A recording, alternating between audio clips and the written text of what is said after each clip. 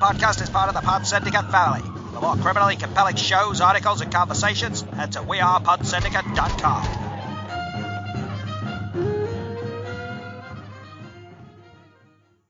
Welcome to this week's Film Masters. Good morning, good afternoon, and very importantly, cannot fucking stress the importance of this, right?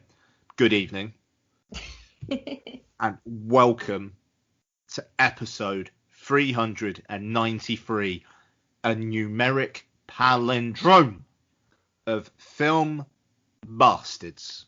My name is Ian Loring, and as always, I'm joined by Becky Foster. Hello, everyone. And Matt Foster. Hello, everybody. Hello. And on this week's show, you know, it's a bit, we're not going to lie, it's kind of like the doldrums. It's the foot, you know, it's a little bit the calm before the storm, you know, the Oscars and cinemas hopefully reopening and whatnot. So Thunder Force is the main review for this week. Yes, that's right. Ben Falcone and Melissa McCarthy, those cheeky comedy husband and wife people, have teamed up again for a film that is on Netflix. And I had to actually message Ian this morning to say, is it just Thunder Force we're covering? Because it's been so long since we covered just one film. Yes. That honestly, it really confused me. I was like laid in bed last night, like awake at about 5 a.m. going, What have we missed? there's something else that I am missing. There's something else. We chat a lot of shit, though, so I'm sure we'll get a show. I'm doing fine. Oh, a show shall be had. Maybe not like the 3.5-hour behemoth that our listeners have become used to, but we, who's to say? Who's to say? You know, I think there's definitely some news. I know Mark wanted to talk about something that we were talking about earlier on. And there's definitely some trailers. There's definitely some trailers. Yep. There'll be some what we've been watching. We've got some Twitter questions. So, you know, we'll make do. Okay, so over on the Pod Syndicate bonus feed, hopefully by the time this is out, you'll have a new episode of Playing It Forward. On this one, Mark, George, Noel, and I discussed The Last Temptation of Christ, The Friends of Eddie Coyle, Yee Yee, and The Mule. So quite an eclectic bunch of films there. A good chat was had. Also, wearepodsyndicate.com for all your movie, TV, pop culture-y type stuff. And friends of the show, Chin Strager vs. Punter, The Rewatch Project, The Iron Sequel, Entertainment Landfill, his film, Her Movie, and Beyond the Neon, all situated there. And patreon.com/filmbastards. Going to be doing a GoldenEye commentary shortly. Also, probably a beginner's guide to bondage coming out at some point, with The World Is Not Enough being the next one. It's a bit of a weird place is the Bond stuff at the moment. I'm still a little bit like, is it going to make September? Yes. If you restart your rewatches, though, Ian, it will get pushed back. Just putting it out there. No, I mean, this is it, isn't it? It's like literally I recorded the Tomorrow Never Dies one with Andrew, and then I think literally the day after it got pushed, and we were already pushing that because we thought it was going to get pushed, and it was like, fuck it, let's just go. And then it got pushed. I reckon Baz Broccoli is one of our patrons, and it comes out and just goes, I'm gonna fuck with this guy again. Bang. Move it. Move it. But it'll cost us. Move it. This is funny. She'll be like, he's not done one in a while. Fucking pull it forward. Yeah. Release it on Friday. I don't think he'll watch it. He'll watch all of it. That would really fucking stress me out. How many films would I have to watch? Right. The World Is Not Enough, and then the Die Another Day, and then the 4 Craigs. So that's 6. And then in commentaries, I got GoldenEye, Die Another Day, and Casino Royale. But Die Another Day, Casino Royale, I make that to be 7 that I would actually have to watch. But then I'd need to do a commentary for 3 of those 7. So I reckon you're probably looking at about pushing 15. Well, you look at like 20 hours maybe watching. I'd literally have to fuck off work tomorrow or Friday daytime. Could you imagine if they were just like, right, fuck it, cinemas were back open and the Bond film's out on Friday? Yeah, just like that's it. Friday morning they just went. Oh, but you got a message from anyone going, oh, by the way, reopen today, and we're reopening with Bond. Do it, Babs, make it happen. Fucking hell. Right. Oh God, I wish though. Yeah, I'd still be. I'd take it. I'd be there like literally first fucking screen I could get to. Yeah. Jesus Christ, yeah. Well, we are. I'd be ringing up like, I'm really sorry, I'm not going to be able to get in today. I'm really sick. I mean, to be fair, I'd just be like, I'm taking some emergency leave because the cinemas are open. I'd bang on about it at work enough that they'd be like, yeah, all right, you do you. Yeah, it's mental health leave. It's fine. I mean, well, yeah, quite. But we're T minus 4 weeks, 5 days. Not that I'm counting. Let's see. We get past the Oscars and then we got a 3-week countdown. Yeah. So, yeah. It's gonna be all right. He said very assuredly. Fucking hell. Right. So, news. I don't think this is necessarily a news beat to start with, but it was interesting, this. So, Anomalisa producer Keith Calder put out a tweet today where quote tweeting someone talking about kind of like adult aimed animated films and why they're not being made. And let me pull out his tweet. Was it because none of you fuckers watch it? Well, kind of, but this is okay. He said, honestly, I would love to make more, but the studios/streamers didn't value Anomalisa appropriately and thus made it financially impossible for me to make more films like that independently. That is the nature of a capitalism-driven system for making art. So, now, okay, how would you prefer to get the people, if we're saying, okay, no money's going to change hands, how are you going to get people to make the films, market the films, and then get and have people watch the films? I mean, I am baffled as to how, like, it just seems very, it is very on trend to knock capitalism, and Lord knows there's a shitload wrong with capitalism. But I think that people not going to see, Anomalisa not being financially successful can't be blamed on capitalism. No, but other films not getting made can be. Films don't necessarily, there shouldn't be this set uplift that films have to make to be considered viable. They make back what they cost, and they're awards worthy and stuff like that, then yes, you are looking more at private investors and things like that rather than studios. But it shouldn't all be about just making money, because then all we'll be left with in 10, 15 years time is fucking Marvel movies. And I don't want to live in that world. Where I take exception to this, right, isn't the whole idea of, for instance, Paul Thomas Anderson is making another movie as we speak. Yeah. Right?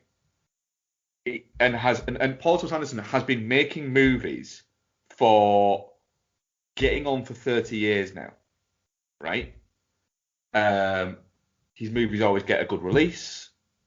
And are always big news, even outside of film circles. They don't make money. I mean, they don't make money. Martin Scorsese movies for a long time didn't make money. That's the thing. It's a prestige element. Studios will follow prestige films, and they will go for prestige things. They will make movies that studios will buy independent you know, one of the great myths sometimes of independent films is they're not independent. You know, there's independent movies, and then there's movies made by not major studios. Yeah. My issue that I take with these things, because he's not the first person. I'm not particularly picking on it's Keith Calder, is it? Sorry. Yeah. I'm not particularly picking on him. It's the idea of intellectual snobbery within people of people didn't appreciate what we gave you as art. It's like, right, no, it's not that people didn't appreciate it. People didn't like it. There's a big difference. I watched Lisa, and I didn't like it. I didn't get on with it. You don't like that type Right, of movie. but other people did, and people appreciated it, right? And people really liked it. But when you're making something, right, and you're calling it art, fine, and it's there for somebody to appreciate or not. When you're making something and you're going to charge somebody in some way to see that, right, you then can't play the you didn't appreciate my art thing at the other side of it, because you're already making it. You're perpetuating You're the capitalist you're machine. making it on the basis that people will have to pay to appreciate it. So already the whole idea of art, and I'm doing bunny ears terrible for podcasts, is art is something that exists literally to exist for itself, and people can appreciate it or they can choose to not. But that's not, no matter what they say, that's not what film is, unless it just gets, someone makes it and just puts it out there and goes, there you fucking go. Films can be art without question. Films can be art, and films are art, but you cannot, if something isn't successful, claim that it's because people didn't appreciate the art. That it isn't, and you can't at the same time blame capitalism. That's not the point that he's making, though, is he? The point that he's making is, why do none of these more of these films not get made? That is the capitalist machine going, no, 'cause this won't make any money.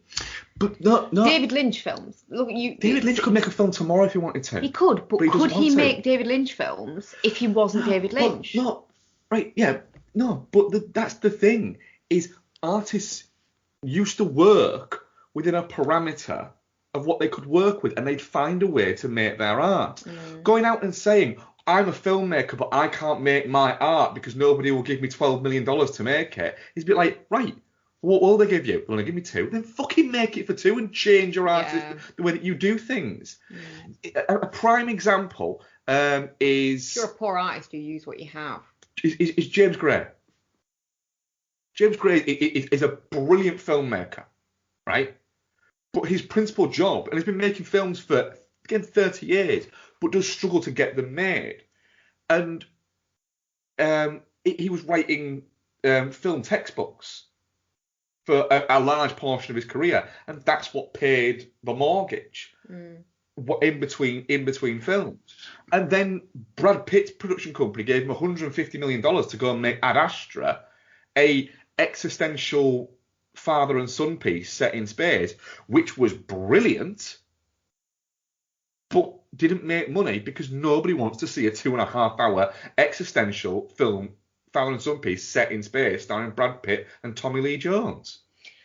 See, you say that, but plenty of people have rocked up and watched Interstellar, and that's as existential and ununderstandable. And it's just marketing. It's just, Ad Astra was badly marketed. But, no, to an extent, yes, but I think Nolan understands the idea of how not how cinema works, but how the cinema works and how the film industry works. He could only make the movies that he makes if, and we're taking Tenet out of the equation because of pandemic and everything like that, if these films continue to make money.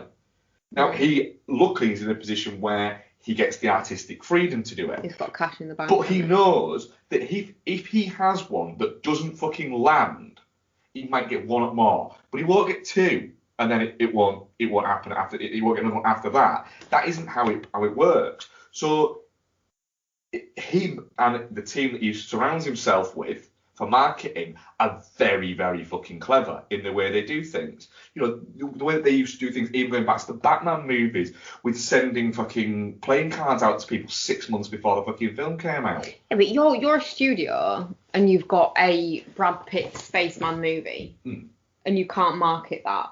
That's not great. I mean, Ad Astra was an interesting case though, because that was greenlit and I believe shot in the before Disney times, and then Disney had to take it on, and it's I all that bullshit. Yeah, that's it. Got caught up. It almost got like an undeserved reputation as being a bit of a trouble film.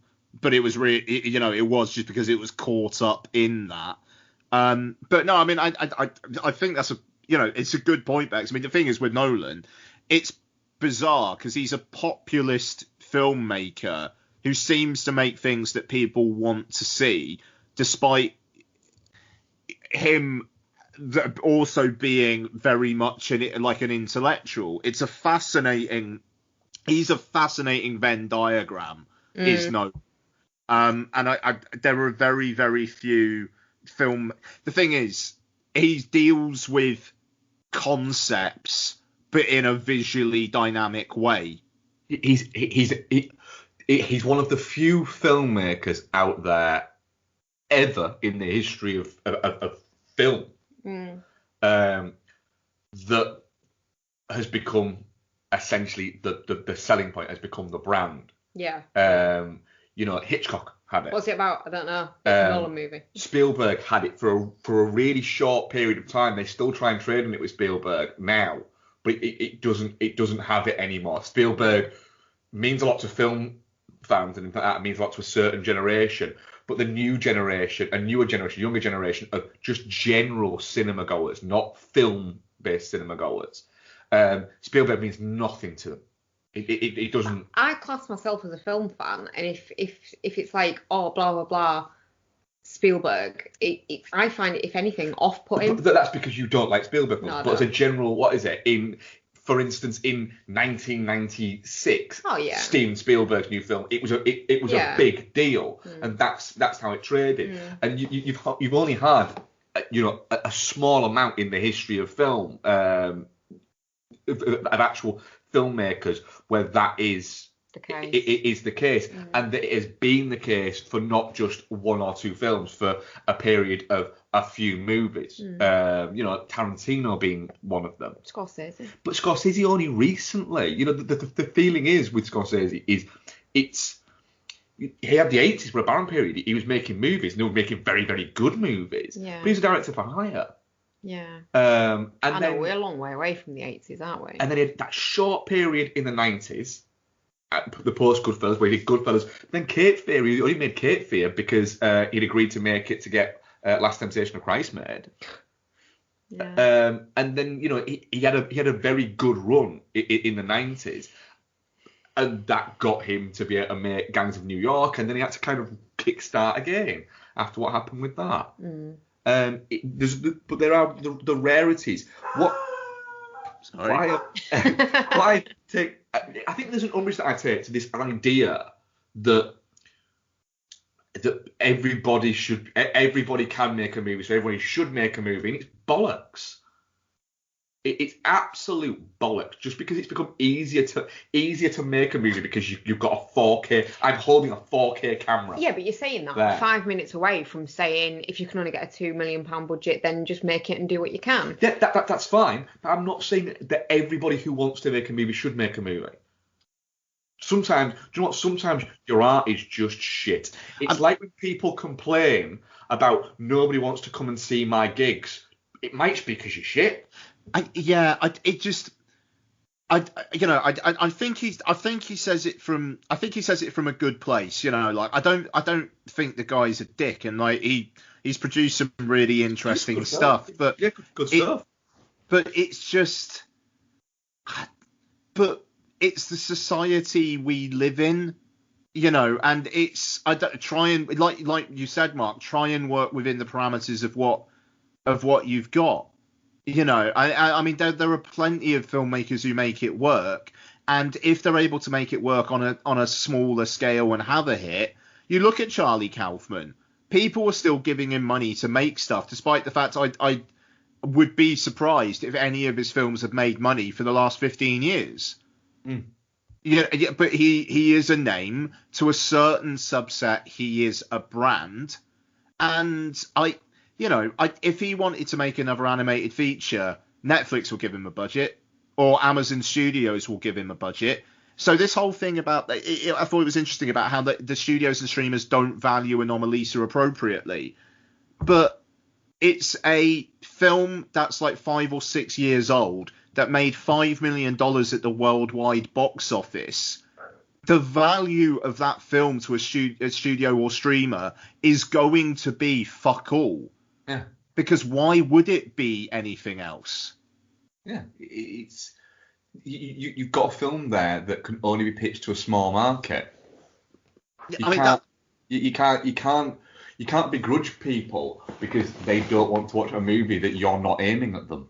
I mean, it's one that it almost feels like they said to Criterion, how about it? And Criterion said, we're not going to sell enough discs. Yeah. Nobody's asking us for it. Yeah, I don't know. I just thought that was such an interesting quote. And I mean, like a really nice balanced discussion there, I think. But it just, yeah, I don't know. It just like, I swear, I just see so many people going, we can't have nice things because capitalism. Yeah. And it's like, there are plenty of things. But I'll tell you what, the distribution of wealth I am bothered by. Producer of Anomalisa blaming capitalism for why he can't get films made, not as much. And the other bit there is, as I would say between the three of us, prolific cinema goers, right? Ranging from everything from the latest Marvel releases to fucking that weird, what's it one that we went to see? What was it called? With a Fanning in it. Oh, The Road's Not Taken. That Road's Not Taken. From like that fucking spectrum that we go down, right? What I will say there is, if people want more of these things, these smaller budget, more think piece films that that I think the three of us really like.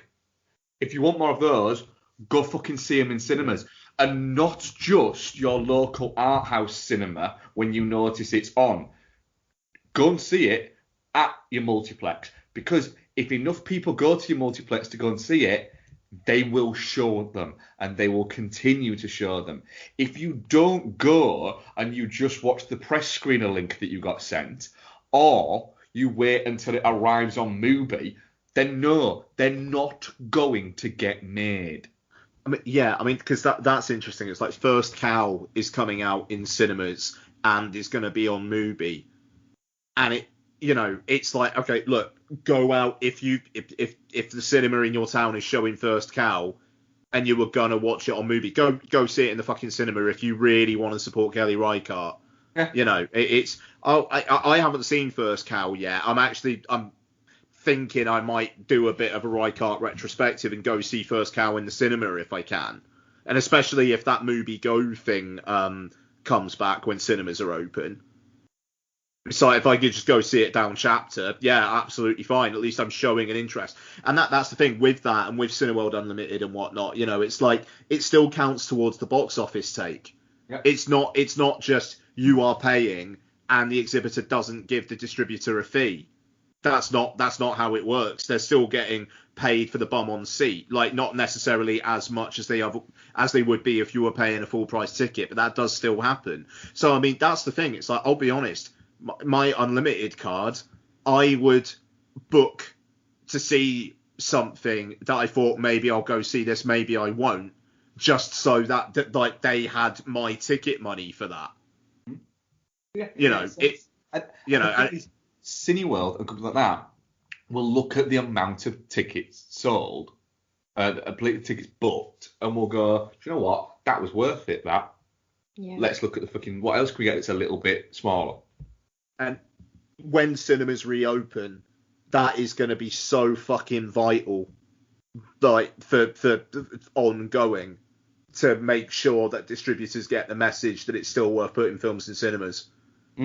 Fucking vital. Like I will be redoubling my efforts like no one's business when cinemas reopen, because if we don't fucking go and do that, who knows where we'll be in a couple of years, especially, with that news that like ArcLight Cinemas, Pacific Cinemas in the US, including the fucking Cinerama Dome,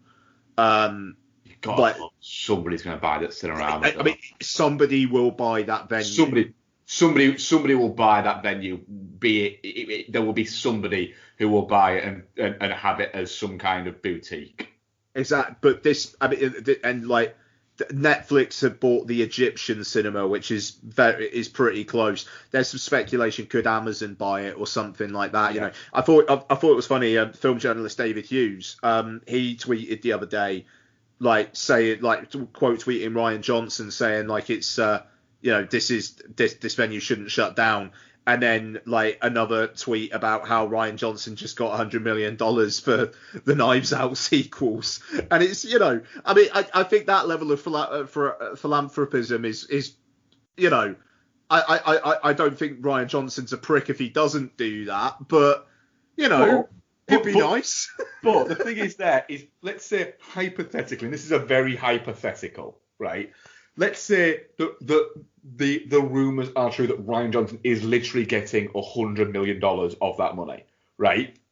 It wouldn't surprise you if Ryan Johnson there literally turned around to his managing accountant and just went, "Can we have a look at this? Just why not have a look? Not to even do it, but just to have a look at the finances of it and just go, do you know what? Maybe. Why not look at it?" I mean, yeah, it's very unlikely that's going to get demolished. Netflix, Amazon, Apple, somebody is going to fucking go, nah, fuck it, let's buy it. Because it's just going to be, it's just good PR, and look at all of this money we've got.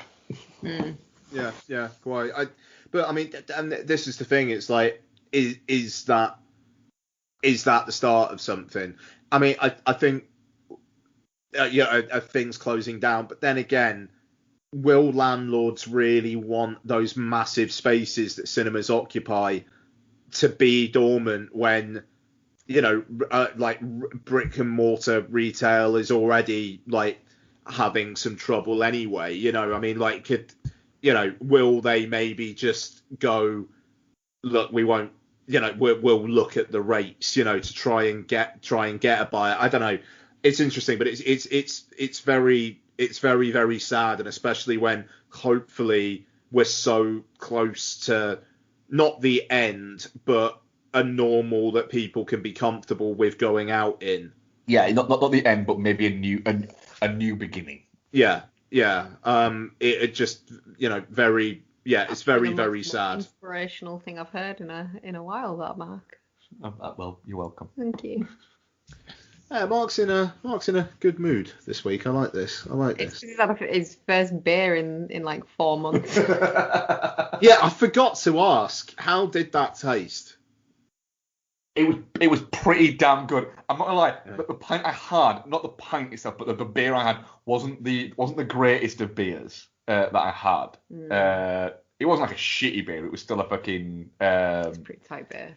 It was a salt brewery beer. You went for like a Mandarin sour, didn't you? No, not a sour. Oh, it's not. Not a sour. No, it was like a Spanish style IPA. And it was really nice, but it had that quite coppery twang that it gets at the end of it. Yeah. But it didn't take long, did it? No. It was like 3 gulps and it was fucking gone. Yeah, it was good. Some good food was had as well. Yeah. Yeah, it looked good. So it was nice to go. I was genuinely a little bit nervous. I was like, I've been drinking 4 fucking months. What if I blow up? We went back today as well, didn't we? Yeah. For pizza. Yeah. It's worth saying, if people don't follow Mark and Becky on Instagram, there's usually some pretty good food/drink content. Yes. Head across there, guys. So in terms of actual news, I'm not entirely sure what there is. Well, there's BAFTAs. There was the BAFTAs, wasn't there? Where you had older white recipients of Academy Award, of awards, just not really giving a shit, which kind of, is bad optics at the moment, isn't it?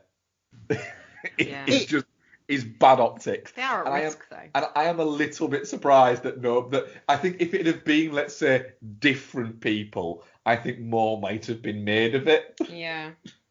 I kind of love it in a way, but to be fair, Anthony Hopkins, could you not have just put down the paintbrush for 5 minutes? I never believe this crap when it's people don't realise it. Bollocks. Oh wow, what did he do? I haven't seen any about it. He basically he wasn't like zooming in, and apparently he was just painting, and he heard people shouting in from the other room that he'd won. Yeah, that's bollocks. It seems a little bit like willful. That's not noticing anything like that. That's willfully ignoring it, and it just feels a little bit like. It feels a little like, do you know what? I've won these before. It's not really a big deal for me. Yeah. I'm too invested in my painting. And it's like, you've got sort of, there were other actors on that, it would have made a really big deal to. It sounds maybe a little bit wanky, but when one of the other actors is fucking died and was like half your age, I don't know, maybe have a little bit of respect. It's that. It's the either don't be available, and just say that you're not available. For personal reasons, you're not available. Or, show up. Don't half-ass kind of show up. Yeah.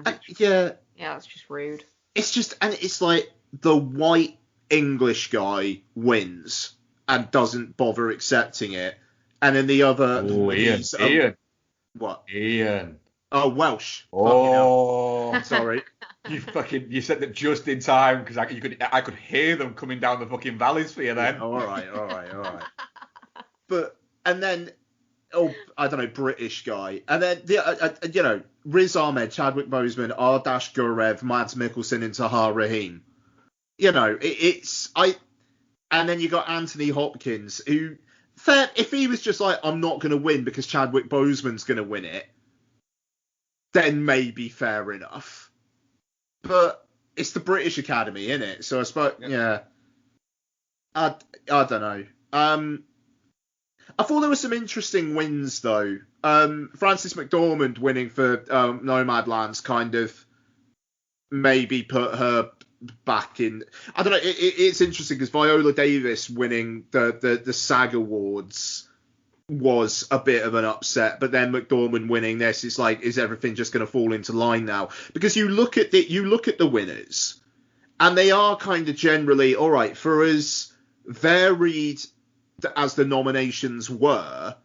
When you had the whole Academy fucking voting for the winners, kind of all fell into place, really.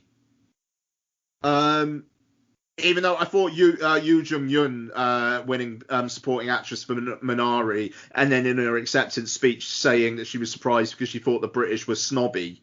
But the thing is, just fucking amazing. It is when you take that out of the context of what she says, it sounds a little, and the way it's been like reported, sounds a little bit like she's having a bit of a dig. When you actually read the whole thing, she's actually being quite sweet. And she's saying that it's really nice that she's been accepted because, and I think there's a translation thing within that. Yeah. And it's quite nice, but it's kind of like, it's making you go, could she win the Oscar? That's the thing. She's kind of starting to win stuff all over the place now. And the Oscar voting, I think, it does close next week. It wouldn't be the week after because the Oscars would have gone. But that's the thing. I kind of feel like the heat is on her a bit now. I think I put money on her I want to have a look now. I want to see what my cash out would be. But yeah, I mean, Promising Young Woman won a couple, which I think is fair enough. I think Emerald Fennell is like a good value for winning screenplay at the Oscars, if nothing else, for Promising Young Woman. It's a shame that the big ticket ones, like, you know, best film, best director, just feel incredibly wrapped up. I wish that wasn't the case, just to make it a bit more fun. Yeah, but it now seems like you're waiting for them to open the envelope and announce it so it can be out of the way. There have been surprises in the past, though. I don't think this year is. I think this year is going to be very much of the favourites are going to win. I can't see it being. I think everyone that is favourites with a bucket is going to win. So I staked £1 on Yun Jun Young, and at the moment I could cash out for $2.15. She's 2-1 now, apparently. Viola Davis, put £1 on, I can cash out at £3.15. I got her at 10-1. I'm quite pleased with that. Yeah, that one could happen. I think the most open in the Academy Awards of the big awards, I think, is still Best Actress. Out of the big ones, I think you're right. Three are going to win. He's going to win that. It's going to be Frances McDormand, Viola Davis, or Carey Mulligan. Yeah. I really don't know where to hang my hat on that one. Because it's almost like the BAFTA membership voting for McDormand. It's a bit like, she's Frances McDormand. Of course, we're going to vote for her. It feels like maybe the Academy's a bit more. Well, hang on a second, Viola Davis, and you're going to have the younger members of the Academy that are maybe like, hang on a second, Carey Mulligan. You know, it's interesting. I mean, I didn't like Promising Young Woman as much as you guys, and it's the backlash that's starting to form on that film is interesting. Even though the backlash on Nomadland as well. Have you guys seen all that stuff going on Twitter the last couple of days? It's like that film has been fucking around. Like I saw Nomadland like 6 months ago, pretty much now. Yeah. And now people are really kicking off about, well, it doesn't really criticize Amazon, does it? It doesn't really get into the Amazon cult. No, it's because it's not about fucking Amazon. It is. There are things a little bit. You get that sometimes with films where people start talking about what they're either endorsing, what they're criticizing, or things like that, and you're like, what? Where's that? It's got nothing to do with that. I think I said in my Pod Syndicate review that I was pleasantly surprised that it didn't become a diatribe against Amazon. Not because I fucking like jerk off Amazon or anything, but because I didn't go to that film to watch the difficulties of Frances McDormand packing some deodorant for someone. You know, you guys realise you're gonna have to watch that film in like the next 11 days or so. Yeah. The weird thing is with Nomadland, I'm actually kind of I'm up for it, but it's one of those rare movies where I'm finding it weird to pinpoint when to watch it. I'm like that. I want to watch it. Yeah. There's never any point at which I want to watch it. Yeah, there's never a moment where I go, this is the opportunity time. It is almost a little bit nomadian in its when I should watch it. But then once I've watched it, I'll be able to go, this is the perfect time to watch it. But it had an IMAX release in Australia and I think in the US. And it's like, if I was going to watch Nomadland again, I wish it was that. What I'd like to know is, are there more IMAX scenes in Nomadland than there were in Wonder Woman? Yeah, I mean, I don't know. It's interesting. If there are, it blows to shit the fucking art versus capitalism fucking idea. I mean that's because Parasite got a fucking IMAX re-release. Yep.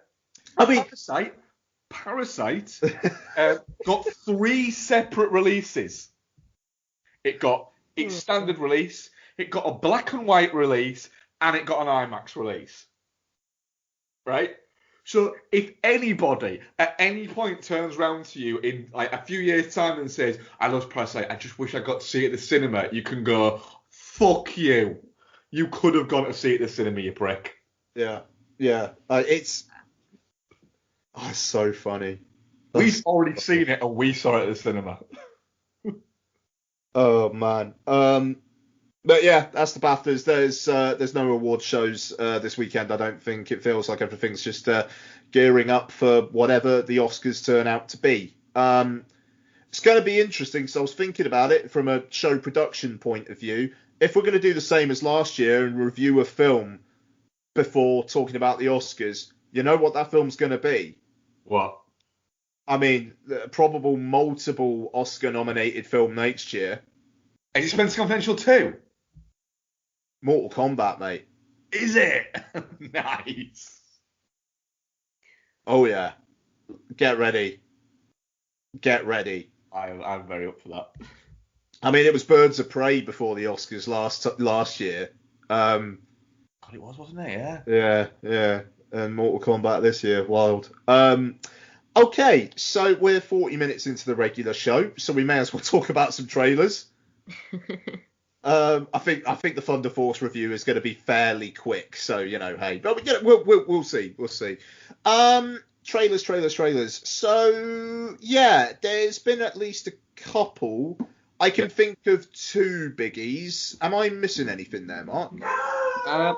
I think there's been. How many's there been? There's been 3, I think, that we've watched, isn't there, Bex? Yeah. And I'd say they're all quite biggies. Too many bigger than the other. But yeah. So the first one I think we'll bring up is Army of the Dead, the first proper trailer for this. Oh, that was the other one. That's 3 biggies. Okay. Yeah. Zack Snyder's kind of return to film. I know we had the Snyder Cut. Like, what is it? But this is his first movie that wasn't a movie he already made in 4 or 5 years. Wow. And his first original movie in quite a while. Since Sucker Punch, eh? Yeah. So what are you getting on, like, 9 years? Sounds about right. Back out with the zombie bullshit. And yeah, it is like he's gone. It feels a little bit, when I was watching it, like if, let's say, if one day James Cameron and got in, the fly transporter. Yeah. And just as James Cameron got in the fly transporter, my brain's gone dead. Michael Bay jumped in with him and just went, Jimmy, can I just have a quick word? What the fuck was that? And then that came out of the other side was this fucking movie. It looks chaotic, bit mad. There's no point in it whatsoever. Batista's just fucking running around being Batista. It looks a bit like a computer game, but it looks quite proficient.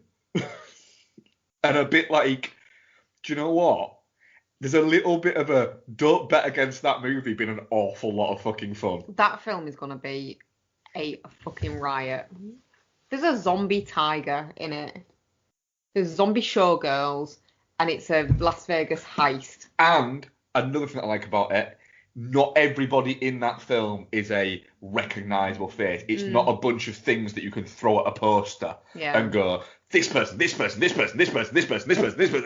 which some filmmakers... It's refreshing, isn't it? Go for. It's, fuck it, let's just make a good film rather than a film that's got a load of characters in it. I think it looks like a lot of fun. We will be watching this from a hot tub. We will be watching it from a hot tub. I am hoping I can see this in the cinema. They've said select theatres in the US, which I'm hoping means the UK as well. Yeah, if it's UK cinemas and it's available in cinemas, we'll go and watch it at the cinema, won't we? We'll be away. We'll be away, but two things there. One, we're going to go before I go after. And two, there is that cinema in Bridlington. I imagine it'll I have to think they'll be... have it. I don't think they'll have it now. Yeah, I mean, it won't be a Cineworld or Odeon review or anything, but the Showcase by me was showing... it showed Trial of the Chicago 7, it showed Mank before Christmas, so... I'd like to think there would be a chance to see it on a big screen. Yeah, it looks really fun. Looks like it knows exactly what it is, which is what you need for that. And I mean, I'd be a little bit wary if it was over 2 hours. I hope it's a nice and tight, like 105 minutes or something like that. That would be fine. But yeah, no, we'll see how that one goes. It's interesting. There was somebody got recast in it after shooting, and that the replacement. So Chris D'Elia, who I think was somebody who subsequently got cancelled, has been replaced by Tig Notaro, and all of their scenes were shot basically on green screen. Okay. What I would say is, yeah, that movie looks like it could have been shot where Zack Snyder never had to leave his back garden. Yeah, but I mean, it looks all right. Like yeah. It looks like it will pass the test, and I don't know. It's exciting thinking that next month, touch wood. I mean, we're definitely going to have Army of the Dead, but we're going to have Spiral right at the back end of the month. Quiet Place Part 2. There's like a couple of Cruella.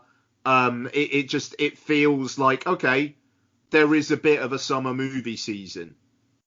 Even if things did go south, you're gonna have Army of the Dead and you're gonna have Cruella in May. That's something. So we'll see. Yeah, it's exciting. Yeah. It's just the fact it's really starting to get close now. Like, we are like mid-April. We are in mid-April. And cinemas open in mid-May. We are 32 days away from the 17th of May. Fucking hell. Oh, I hope I don't die.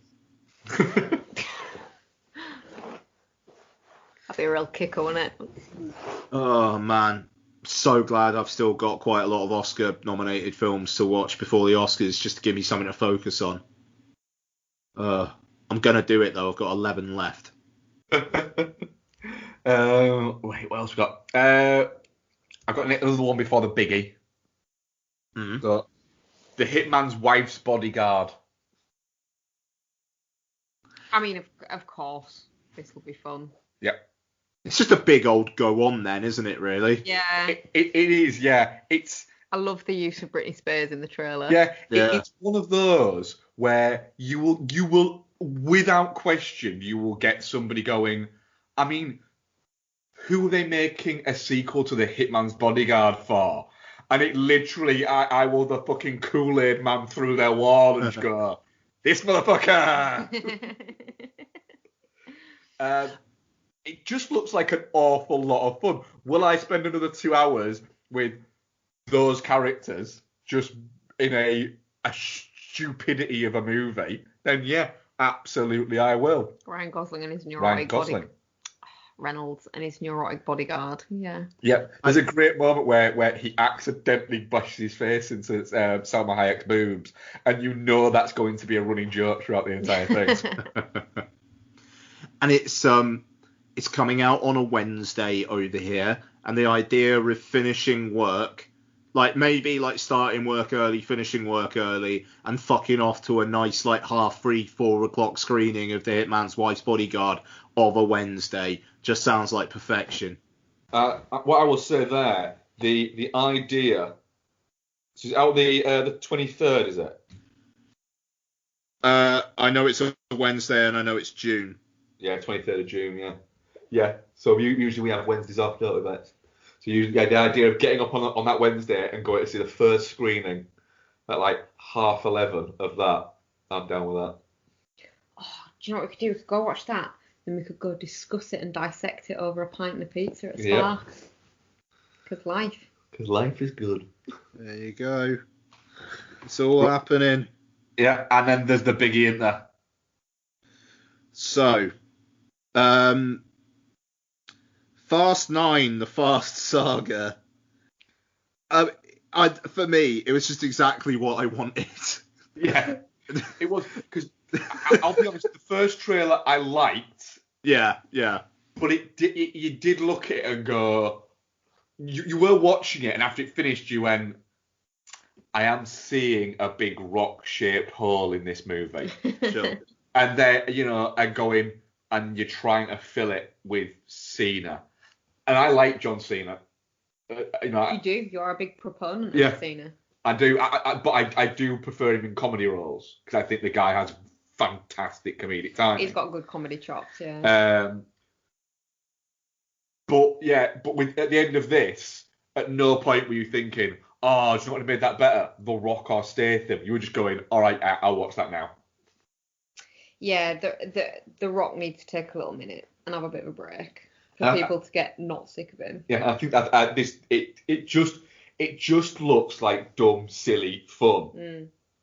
Which is what the Fast movies should be. Yeah, they are. Which bit was it, Ian, that made you audibly say, oh yeah? I fucking applauded. I actually applauded John Cena swinging on that thing and then Vin Diesel just seeming to bundle into him in midair. Isn't it literally going to be he's swinging and then it just cuts to Vin Diesel running down a hall and then jumping out the window at him? Because it kind of seems like it's going to. Oh yeah, it is, without question. There's also a bit in it that looks like essentially Vin Diesel throws a truck at a plane. Yep. Down with that. Yep. Oh, shit. Sorry, just to say, Hitman's Bodyguard's wife, out on the 23rd of June. On the 25th of June, Wrath of Man. Oh. What a double bill that's going to be that week. That's a week.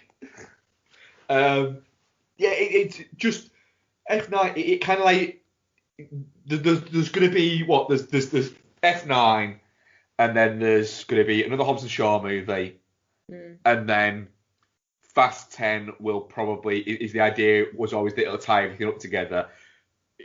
You're kind of wondering, are Vin and Dwayne going to be able to put their differences aside and come together for that?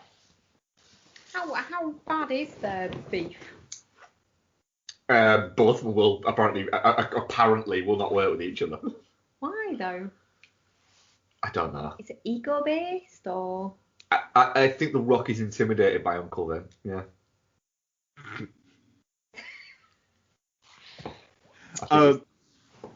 Fucking Black Widow and Fast 9 are out the same day.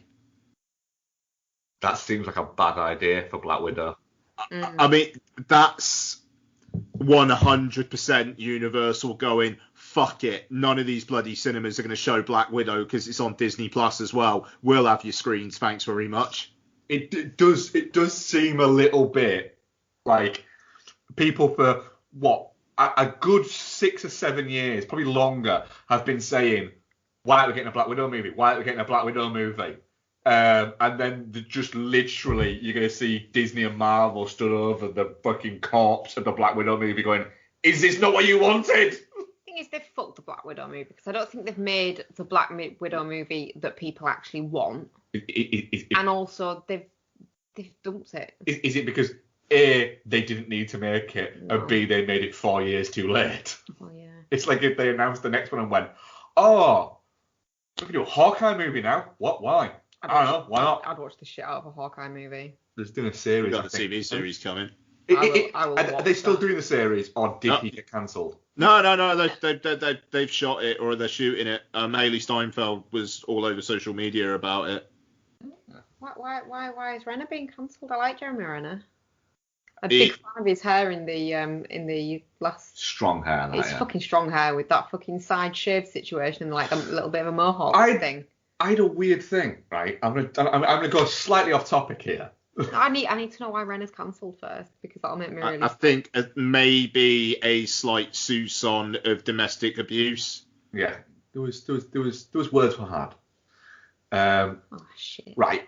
So both myself and Ian doesn't apply to you this bit. Both myself and Ian are entering an age where hair has become an issue. Let's say. My hair's an issue. You have loads of it, so stop complaining. Right. However, I had a weird dream the other night where I met a genie, but he was a bit of a prick. Right. Right. And he came up with my wishes rather than me coming up with my wishes. And one of them was that, right, I'm going to give you your hair back. I was like, all right, cool, but you've got to pick one hairstyle, and that is it. That is the hairstyle you're going to have for the rest of your life. From the moment I click my fingers to the moment you die, that is the hairstyle. You can wash anything like that, but the minute you get out of the shower and you dry it, boom, it's going to be in that style. But you get to choose the style. And I was like, I woke up like in a cold sweat going, oh my God, what style do I choose? I know it's not real, but hypothetically, Ian, what style would you choose? Who would you choose to go off? Whose hair do you go? That's the hair. Mine's easy. What? Juliette Lewis. Juliette Lewis has some banging fucking hair. That It's shag haircut. It's one particular. Yeah. Juliette Lewis has had the same hair for the entirety of her adult life. Fringe, shag haircut, layers. Looks like a bit of a mess. But who's got like the most hair? Because I have increasingly little hair. So who has the most?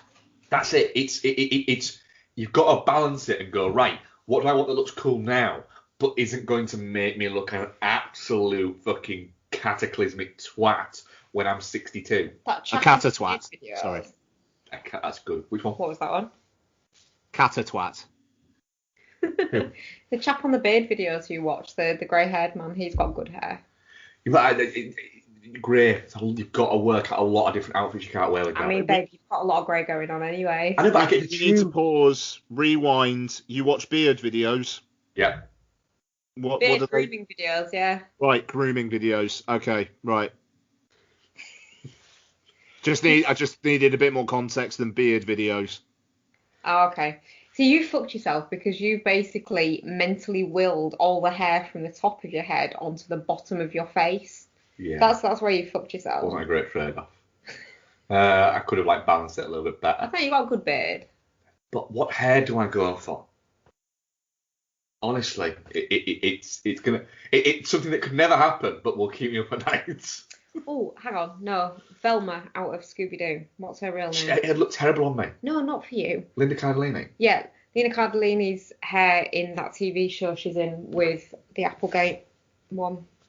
Dead to me. Yeah, that's right. That's whose hair I'd have. Cool. It's basically the same as the Juliette Lewis Still one. not helping me. I mean, but it's not a decision you need to make right now because genies aren't real and this isn't a thing. We don't think they're real. You. Yeah. I am not willing to right now write off the possibility of genies. Only a fool would. No, just because. Why? Why take away the possibility of joy? I mean, because they're not real. Why? Because you never met one. That's like when the fucking cat tried to tell me that fucking birds eat wolves.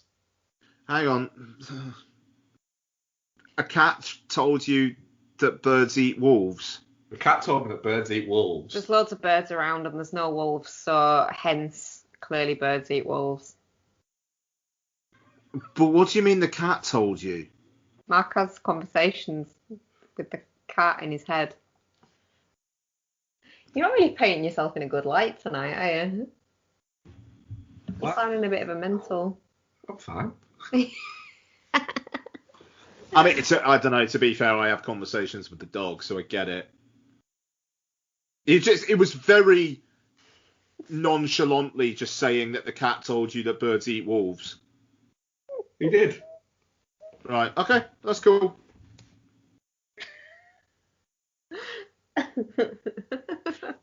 Fast 3. Fast 3. Fucking hell. Fast 9. I hope it's 3 hours long.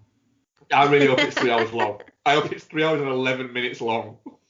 Jesus fucking Christ, you're not making yourself look like a Philistine by hoping everything's 90 minutes for a change. Sorry, I'll take that. As long as there's less than 7 minutes of Jordana Brewster. Fair play. I need every single theatrically released film this summer to be 3 hours long. Yeah. Right. That is Fast 9. What a treat. Comes out in July over here. Hopefully. It will, I think. Yeah, it will. I think. Just to preface everything. Well, not preface.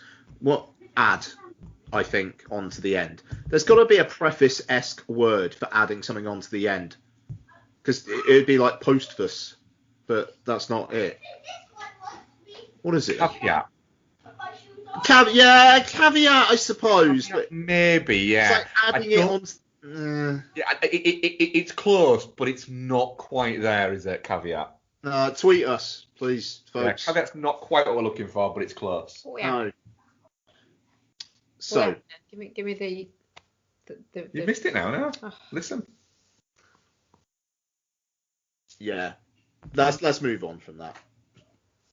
Postface, like preface. There's got to be a right. Sorry. Okay. It's postscript, no, because it was not writing, is it?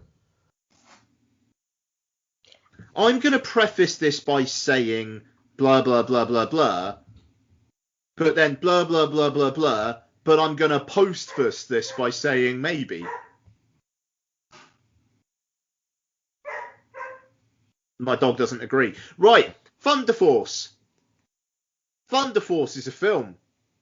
It's written and directed by Ben Falcone. And it stars Melissa McCarthy, Octavia Spencer, Jason Bateman, and Bobby Cannavale. And Pom Clementef is how I'm going with her name. So, Melissa McCarthy and Octavia Spencer play friends in childhood who drift. Well, they don't drift apart. They have an argument and kind of like stop being friends. Melissa McCarthy's character tries to reconnect with Octavia Spencer's character when she comes back into the city. Octavia Spencer is now a scientist who is trying to develop a formula to turn people into super people to defeat bad guys who are called ne'er-do-wells. I don't know, what are they fucking Miscreants. called? Miscreants. Thank you. Should have been called ne'er-do-wells. However, Melissa McCarthy accidentally takes the formula herself, and Octavia Spencer and Melissa McCarthy then turn into superheroes and go do battle with Bobby Cannavale's The King. So, this is another film where Melissa McCarthy is teamed with Ben Falcone. Ben Falcone, an actor, writer, and director who has only directed Melissa McCarthy films. Superintelligence came out in UK cinemas for like 2 days last year. Quickly died a death, and I think it had been delayed anyway. It was sold to HBO Max, or at least given to HBO Max. Thunder Force, I believe, was a Netflix original all along. And yeah, Thunder Force. Becky, bit of a wet fart or no? It's a weird one because whenever a Melissa McCarthy kind of dumb looking movie comes along, I'm always like, oh, for fuck's sake, this looks shit, this is going to be awful. And then the reviews weren't great and stuff like that. But then I watch them and I actually really enjoy them. And it's not necessarily that it's a good movie. I just enjoy Melissa McCarthy in stuff. I think her reactions to things are always very her sort of mannerisms and her way of being are very naturalistic and relatable, and it makes it kind of funny, like the comments and the way that she reacts to things. I honestly didn't hate this, and I really expected to hate it. I had a good time with it, to be honest. Sorry. No, I mean, I don't know. I just was deeply whelmed by it. You know, be just whelmed? Yes. that's what Thunder Force made me feel.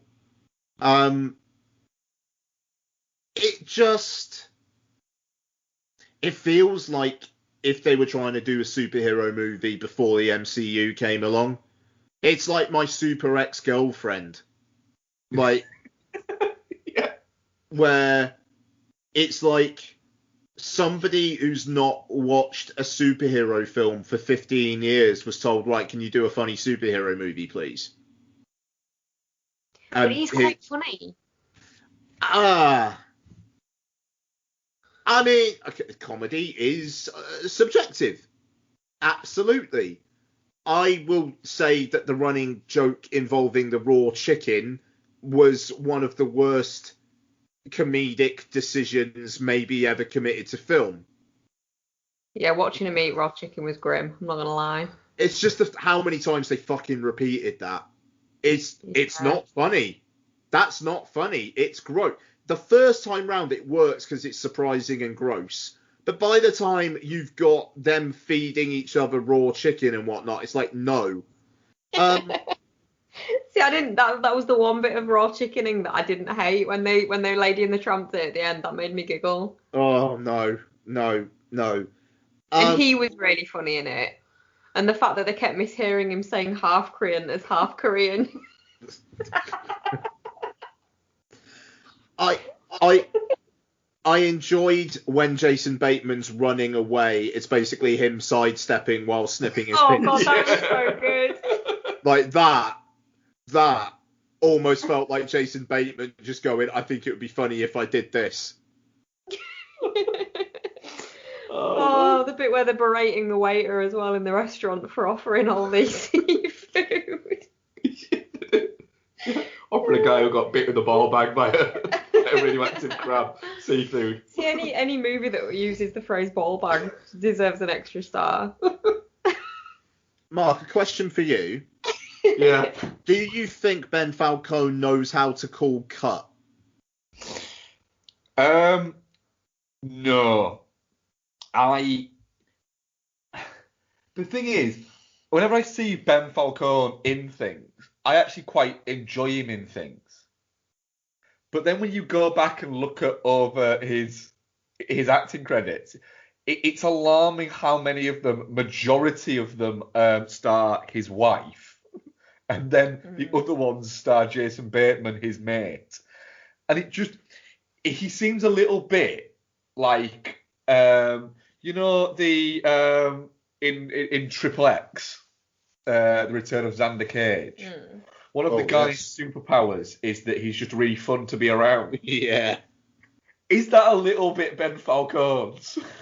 That he's just nice to be around. And there's an element of that. He has. The weird thing is, I think he knows as a film person or a film appreciator, I think he knows a way to patter films in terms of he knows how to go, right. I think this choice of music will be quite good. I think this way of pacing something will be quite good. I think this and doing it like this and this idea will be fun and this idea will be fun.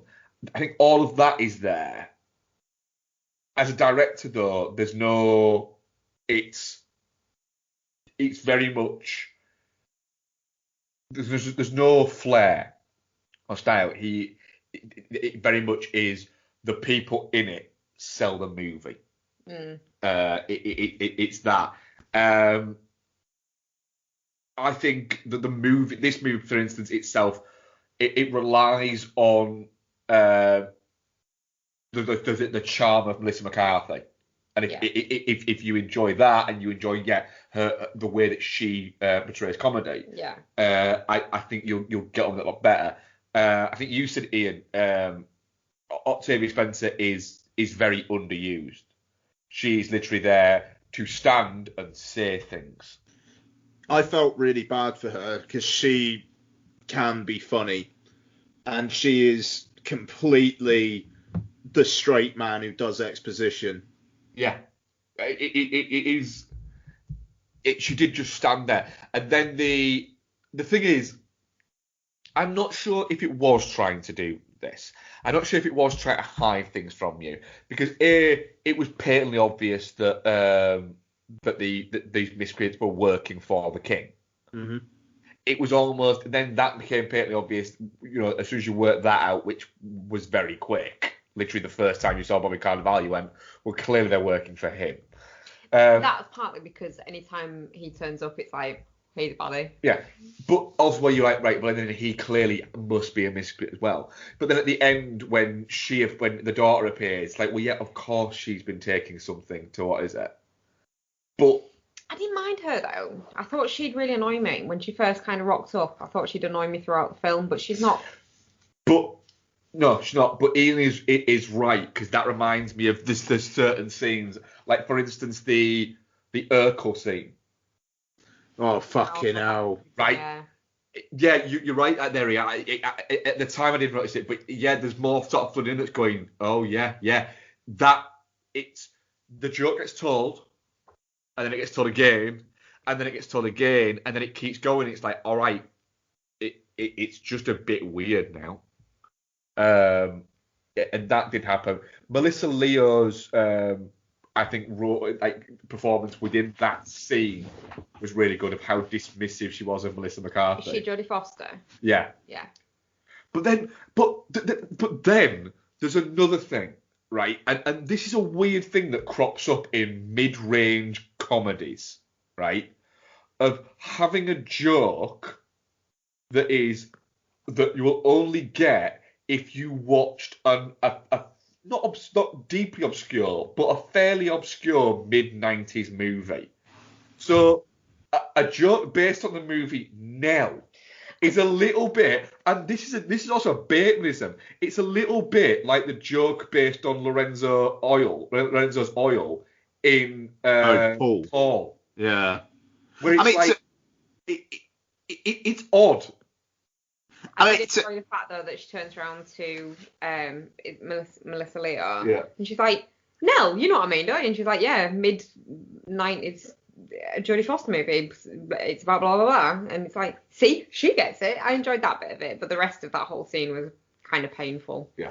I mean, I'd be a hypocrite if I said I wasn't into that kind of stuff though, because I think Seth Rogen telling Steve Carell be like David Caruso in Jade is one of the, especially now having seen Jade, is one of the funniest fucking lines in The 40-Year-Old Virgin. Oh yeah, and the thing is, I like them, and I like these little references because it's nice. Partially because I'm a nerd and I get them. I went to see fucking Nell at the cinema. Who'd you go with? On my own. Yeah. It's a fucking weird experience, that. See, that's our 11 years old, fucking rocking up on a fucking Tuesday afternoon in the summer holidays to watch Nell. And I love those. And yes, by the way, that is the best line in 40-Year-Old Virgin. That's not a high bar. It's a good film.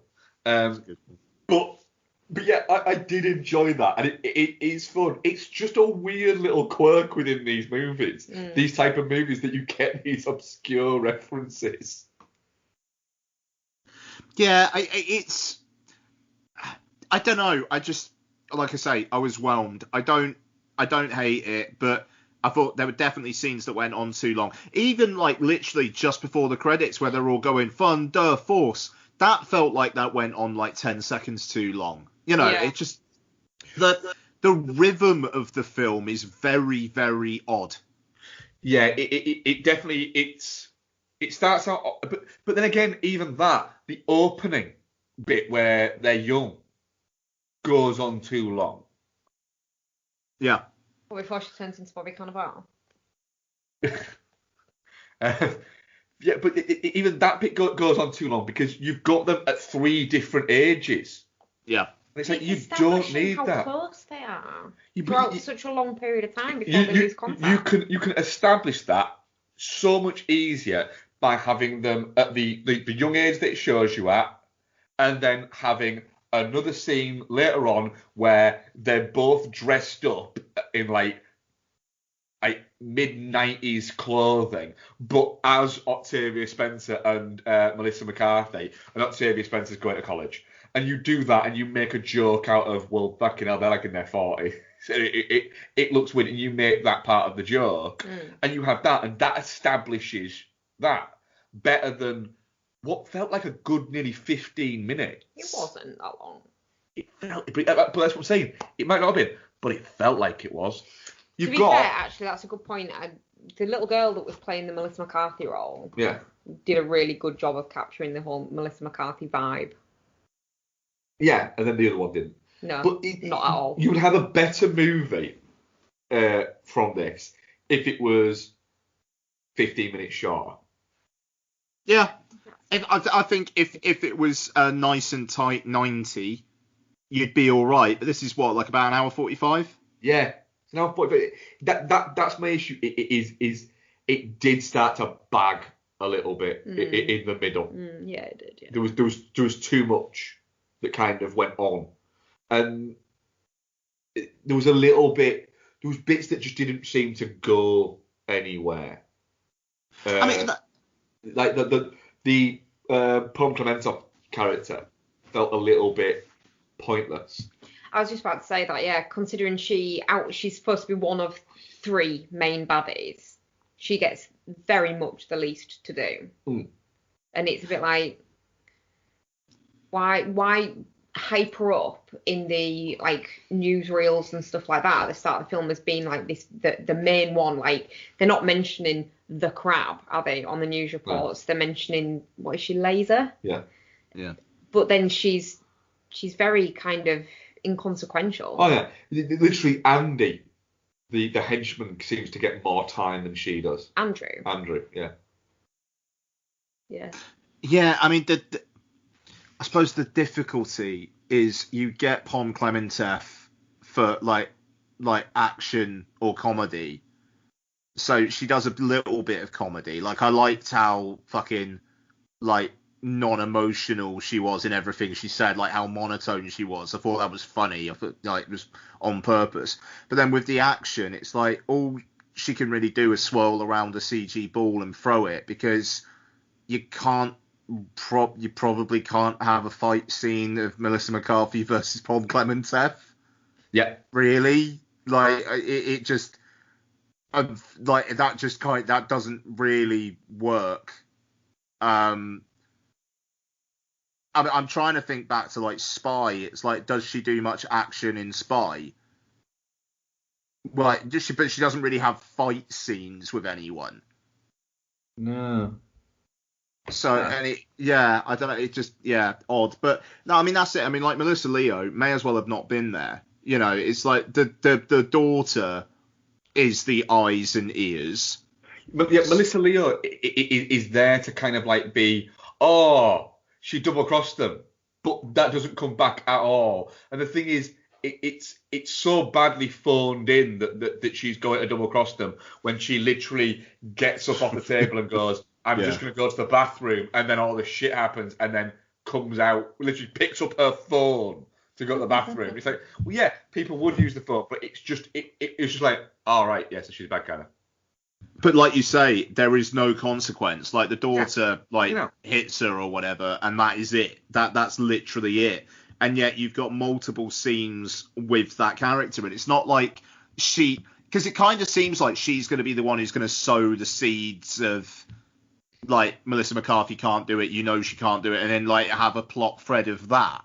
You know, like, she's going to be the one who doesn't really like her, maybe like seems to start liking her, and then it turns out she's a baddie. But no, she doesn't like her that much. Then she's just like the eyes and ears, and she's bad. It just pointless. Can I point something out, Becky? Go on. The young Lydia. Yeah. The actress who played her is Vivian Falcone. Ben Falcone and Melissa McCarthy are married, so I am literally guessing that's her daughter. Yeah, Vivian that Falcone. would explain the mannerisms. Yes. And the similarities. Vivian. Hang on, she was in The Boss as well. I bet she played young Melissa McCarthy in that.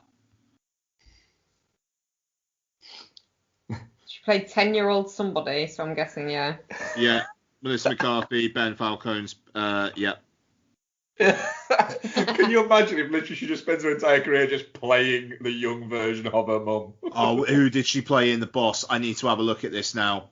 10-year-old something or other. Yeah, of course. 10-year-old Michelle, so I'm assuming, yeah, Michelle. Oh, that's beautiful. I mean, at least they didn't have to pay her much. You can have a tub of Ben and Jerry's. There you go. That's what we bribe Isabel with, isn't it? Yeah, literally what you branded as well with. It did sound like you were commenting on the fact that she's quite a chunky girl. That's why I. That's why why you commented. It was something else, was it? Yeah. We Isabel doesn't like chocolate, so we bribe her with ice cream. I wasn't calling her fat. That seems awful. I genuinely wasn't. Yeah, right. Two bits of trivia about Vivian Falcone on IMDb. Melissa McCarthy and Ben Falcone's oldest daughter. Georgette Falcone's big sister. Yeah, there's in the IMDb trivia, there's often some really weird stuff in it. It's like, there was one I saw somebody that literally said, in 2007, they were rumored to be in the new Indiana Jones movie. That was it. Like, what? They weren't in it though.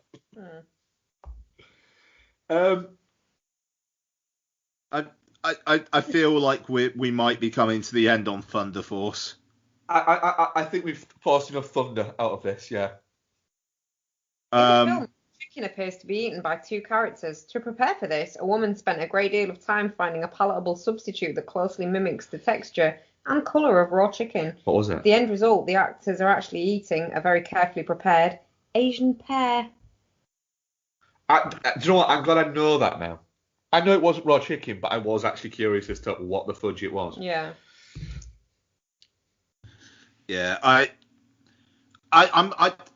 think I'm definitely shit. It's a pretty mild, definitely shit. You know, it's one of those. If it's in my bottom 10 of the year, it would have been a decent enough year once. You know, I didn't actively hate it, but it just fucking. You know, I mean, it's one of those ones. You know, comedy's having trouble being on the big screen at the moment. Like, you know, it's like because people are like, that's the kind of thing I can just watch at home. And this, I don't know, it's a comedy about superheroes, and yet it is 100%. Yeah, you could watch that at home. Yeah, nothing remarkable about it in like a visual point of view, as you said, Mark. You know. Yeah, definitely shit, but like I say, not egregious. Thanks. I enjoyed it. Fair enough. Yeah, they're all right. Definitely not shit, probably. At a push touching cloth, because it's not the best made movie, but Melissa McCarthy saves it for me. See, I'm touching cloth. In the sense that I will never watch it again. Because there are other Melissa McCarthy movies I will watch again. It's a better, yeah. But I laughed enough during it at points. What's the one she's in with Statham? Spy. Funny. Spy's fucking great. Yeah. Spy and The Heat are two genuinely fucking great movies. Yeah, they are. I mean, honestly, take away the multiple chicken jokes and I'd probably upgrade it to a touching cloth. Like that, the fact that was a running gag just said to me it was just something that Falcone and McCarthy thought was funny in almost like an in-jokey way, and they want everybody else to know how funny it is. It's like, nah, she's eating raw chicken, it's fucking gross. Why is that funny? Yep. Anyway, how was the audience poll? The audience poll was... I just had it up and I've just got rid of it for some reason. Touching cloth, 33%. and shit 67%. Okay. Yeah. I'm glad you liked it though, Bex. Like, honestly, I'm not being passive aggressive or sarcastic or anything there. You know, it's comedy's funny like that, isn't it? Just what you get out of it, depending on just your own what you find funny. Maybe it's just what I needed right now. Yeah, Maybe if but, I'd watched it another week, I'd have been like, nah, it's shit. I mean, this is it. It's like Bad Trip really made me laugh, and you thought it was like the worst thing to happen to the world since the Nazis. So I don't go that far. I would. I did really right. like it.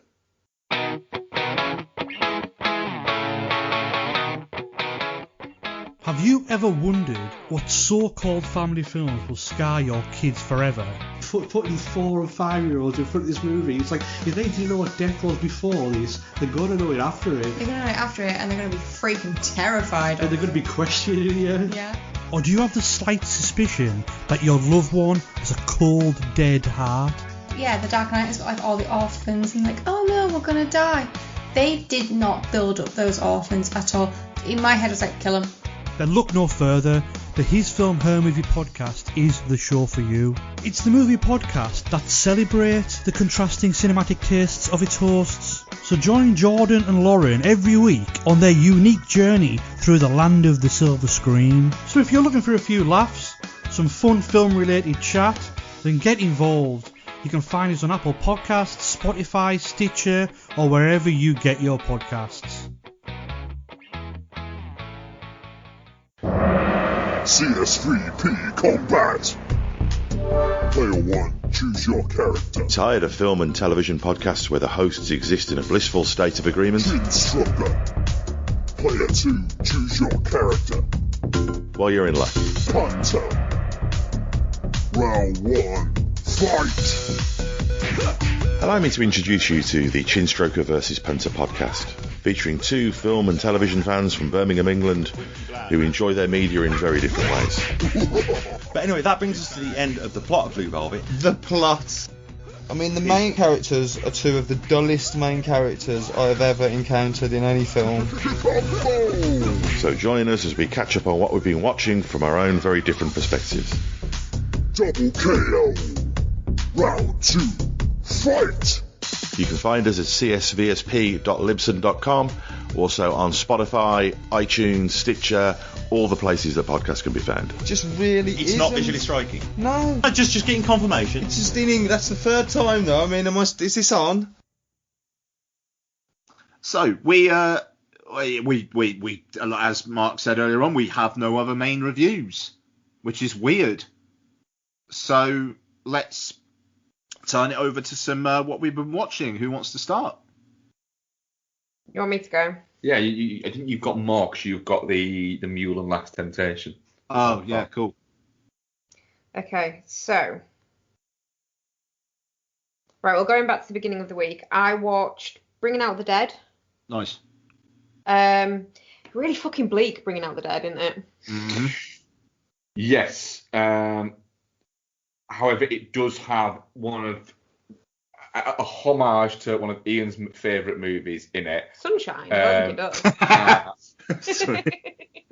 And also what I think is one of the most underrated Scorsese shots in cinema. Go on. Where he's got where Cliff Curtis is impaled on the spike on the balcony. Yes. And he's trying to lift him off, and Cliff Curtis is high as fuck, and then there's that shot over Cliff Curtis's head where you can see just the side of Nick Cage's face, and what is it, and all the fireworks going off behind. Yeah. Which is clearly a nod, because Scorsese nods to movies. He does all the time. Yeah. And it is clearly a nod to De Palma's Blowout. Does Nicolas Cage say it's a good scream? Yes, I think he does. That'd be brilliant. But yeah, it's that shot is just absolutely magnificent. The thing is, content-wise, it is a really bleak film. But I think what they're actually doing with the movie as a study of how how doing these type of jobs, these frontline jobs, can really affect people's mental health. I think it's, quite timely looking at it sort of from a 2020, 2021 perspective, but also I think it's a really kind of interesting perspective on it, and a really kind of important thing that a lot of people don't realise. Like, I think it's really easy to forget the kind of shit that nurses and doctors and paramedics and people like that see on a daily basis. And not everyone's going to deal with that in a good way. But sort of taking away from like the content point of view, it's a really beautifully shot movie. Oh yeah. Because it's New York, isn't it? Mm. And the kind of decayed beauty of New York and showing it is something that Scorsese does very well. It's a really weird time with a movie. Interesting way it comes within Scorsese's career, because he'd had another sort of very sort of a banner few years with Goodfellas, Cape Fear. Age of Innocence might have made that much money, but was very critically well received. And then Casino was a very big movie. But then after that, you had Kundun, which was one of those where Scorsese has it every sort of few years, where he builds up all of his credit and he throws it all at quite a personal project that doesn't land for some reason. Yeah. And then Bring Out the Dead was some kind of... He made that quite quickly. Yeah.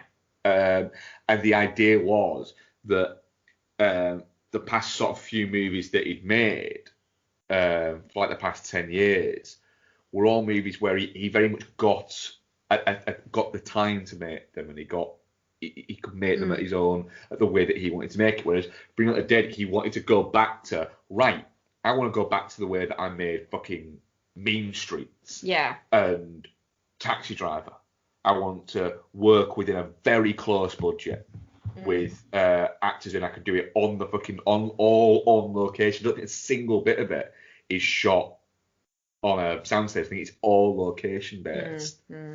I think the jitteriness of it is because the jitteriness of Nicolas Cage's like mental state and stuff like that is really well represented throughout the movie by the way that it's shot as well. It's a lot more accomplished than I remember it being. Yeah. Which I mean is not a surprise because Scorsese, but it's not one of his big bangers, is it? No, it's not. I think also as well, I think it's the first time he worked with Robert Richardson. Yeah. No, sorry, no, Robert Richardson did Casino with him. I apologise for that. But yeah, it's a fucking great film. Yeah, it is very good. So I didn't even watch it. I'm wittering about it. No, it's fine. It's fine. I also rewatched Onward. I really love Onward, to be fair. It didn't have any less of an impact on me on a rewatch than it did on the first watch. I cried at the end, like I did in the cinema, very embarrassingly. It really surprises me that you don't like it more, Ian, to be perfectly honest with you, because it seems like it would tick your boxes.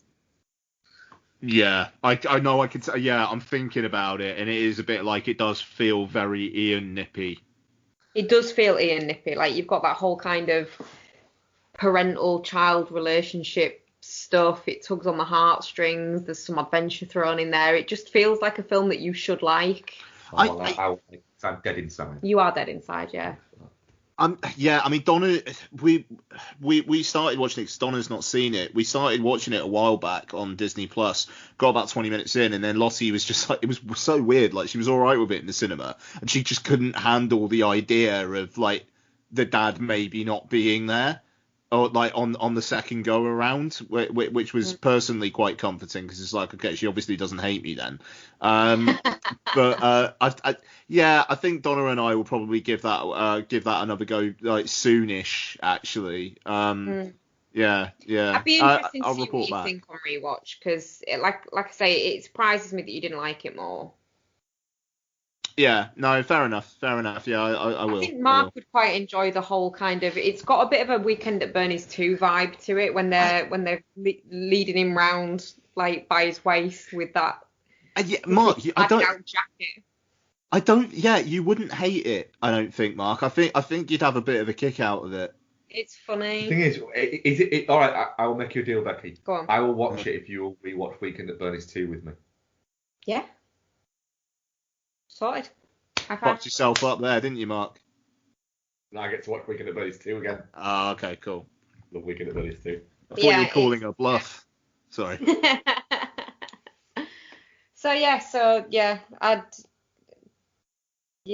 I'd be interested to see what both of you think. You want to first watch and you want to rewatch, really. But yeah, it's awfully emotional. On the bit where he like taps his foot because he can't. He's only got half a body and he just keeps tapping their foot to make sure they're there. Oh, my heart. Anyway, so obviously watched Last Temptation of Christ with you as part of your Paying It Forward watching. I feel sure that I've seen this before. Yeah, I've seen it before. I watched it before. But I didn't remember it at all. That's fine. That's a fair enough comment. It's a lot more surreal than I remember it being. I thought it was just going to be some kind of blasphemous fucking Jesus fucked around, Mary Magdalene was his wife and all this kind of stuff, and that's why Christians were all up in arms about it. But it's all a bit fucking weird, isn't it? The thing that people forget about Martin Scorsese is had he not been he had two choices in his life that he came to crossroads with, was being a filmmaker or going into the priesthood. And the lure of being a filmmaker just took him that other way. Had his mum not taken him to see loads of movies when he was a kid, he would have been a priest. Yeah. Very good. Very good. Would like to kind of watch again, obviously not immediately because some heavy shit going on there, but the more surrealist elements of it, I think, deserve a bit more of an appraisal. They took me by surprise, I suppose, and so it was a bit like, what the fuck? But yeah, enjoyed it actually, whilst eating Easter eggs and eating fish and chips. Yep. So yeah, nice. there was that. And The Mule I watched with you. I was really not into watching The Mule. Just because it seemed like it would be quite dry. That's fair enough. And it wasn't. It was actually really quite good fun. Clint Eastwood's quite nice and likeable and not as grumpy as I anticipated that he would be in it. No, I mean, he's getting it fucking everywhere, isn't he? I'd be happy if I was in. Right at the start, yeah. Eastwood, I think if you turned around to me and went, Eastwood fucks at one point. Well, yeah, Eastwood had a kid at 82 years old. Eastwood fucks. I said to you as well, didn't I, when Weiss was on a deathbed, she's going to be like, oh, it's been so lonely these last few years since we've been parted and not seen anybody, and he's just going to be like, yeah. Yeah, not for me. He's getting it everywhere. Eastwood loves the cholas. Yeah. There was a couple of bits in it that were a bit like, felt like they could have been problematic, handled differently, but like you said, he's playing the part of like this really old dude, and like things change, like the way that you're kind of supposed to refer to things change, and if you don't keep up with that, and when he's helping the black family by the side of the road with the flat tire, yeah. And he calls them Negroes, doesn't he? Yeah. And they're both like, no, that's not how you say it. Yeah. And he's just like, he's very much like holds his hands up and he doesn't want to cause offence, but that's just clearly how he thinks that you diplomatically refer to then people. he's like, so what do I say? Just people, it's fine. Like, or just people. He's like, all right, yeah. Yeah. it's like he doesn't. The film doesn't react too much to it. It kind of goes, do you know what? Maybe it is okay for these people to be wrong, but wrong in the right way. Yeah. And I think as well, it's a really good way of portraying that he is super old and kind of out of touch with the world. Yeah, it's not it was okay to call it then. It's just things have changed and he didn't. He's not kept up. Yeah. It was an interesting way to do it, I think. It was an interesting way to do it.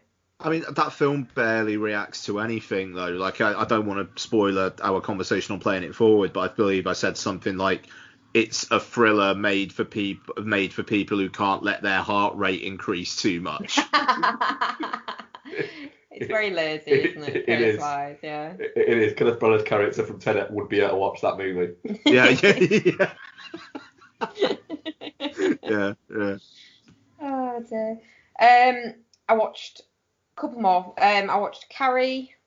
First time in donkey's years that I've rewatched Carrie, because I read it and I watched it and then I read it again and then I watched it, and quite a few times in a relatively short space of time. And I think you get to a point where you're like, I've seen this enough now, I don't need to ever watch this again. But watching it now from like my advanced years point of view, I think it's, and being the parent of a teenager, I suppose it feeds into it as well, of probably around Carrie's age. I think it's kind of heartbreaking as a film. It's awful the way that she's treated, and I think it very much feeds into this trope of girls are evil, women are evil, and the change from girls to women is something to be feared, and it's very mysterious, and all these things can happen. And it's, you know, Stephen King has said that was part of something that he wanted to explore when he was writing the book, is this viewing of women as being as being dangerous, and he kind of wanted to not turn it on its head, because obviously she does turn out to be dangerous, but she wouldn't have been had she not been mistreated. Yeah. And the way that she's treated throughout the movie is fucking shocking. Like the initial bit with the when she gets her period and she panics about it because she doesn't know what the fuck's going on. The absolute heartlessness of the girls that are there with her. Is just girls all over, to be fair. But then like the stuff with her mother, she doesn't go on the rampage in the film in the same way that she does in the book. That's a lot more downplayed. In the book she pretty much goes around and destroys the entire town, but which is what happens in the remake that they made in 2013, I believe. We don't talk about that. I'd like to rewatch that though. Okay, you can watch that on your own. But yeah, I think again it's a really good kind of little exploration into that kind of whole women are evil kind of thing. And I think it's really well done, and it's a really, really good adaptation. Like I say, there are bits cut out, but what's left is faithful enough to the book. And then the only other one that I watched on my own was The Sin Eater / The Order, because there's only so many times I can ask and you say, no, we only watched it like a month ago, before I just watch it on my own. I was going to say, I swear to God, you've talked about that not that fucking long ago. It's one of those films that if you, Bex, you could literally watch that every other week. Yeah, I could, yeah. Probably, yeah. Fucking love it. Yeah, so I won't say too much about that, but it's great. A bit of Catholic guilt on a weekday is exactly what you need. Nice. Yeah, we had one of those weeks, didn't we, of watching sort of almost like comfort movies. Yeah. So we also watched, we rewatched Along Came a Spider. We did. Didn't we? We did. A bit of Alex Cross in our lives. Yeah. I mean, it's one of the nice sort of transitions into, because 90s thrillers are very much a thing. They're very much almost like a genre of their own, and not like a subgenre, almost like a weird kind of super genre. They were a big deal at the time. There's a lot of them. Yeah. And this was like 2001, and you could already see them sort of starting to develop that, tech was becoming a big thing.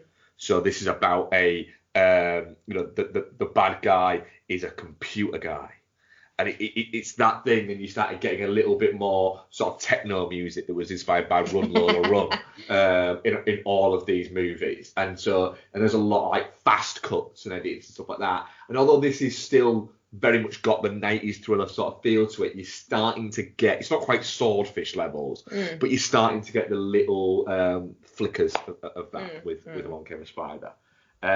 So I think because of that, it doesn't feel quite as tight as something like Kiss the Girls that we also watched. We did indeed.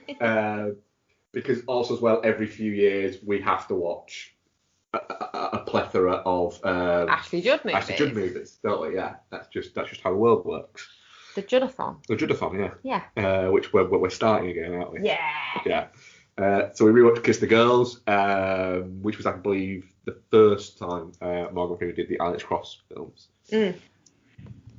I really enjoy Kiss the Girls. It's a really fun, proper 90s thriller. It's proper thrillery thriller as well. It's very twisty and there's a lot going on. And yeah, there's a few kind of like gruesome bits in it, and it's good. Enjoyed it. Yeah. I rewatched a bit. What else did we watch? We rewatched Hackers. Yeah, which we'd started. I think we spoke about at the start. Yeah, you got part way in, didn't you? Yeah. Yeah, it's it's mental. It's a lot of fun. Weird. Yeah. It certainly is an experience to watch. It going on. It exists within its own world. Sartorial choices were made in this movie that you're looking at it and you imagine that like people in like 10 years time will watch it back and go, is this how people dressed in the 90s? And people from the 90s will be like, no, not at all. That's not how people dressed at any point. That's how people dressed in The Fifth Element. yeah.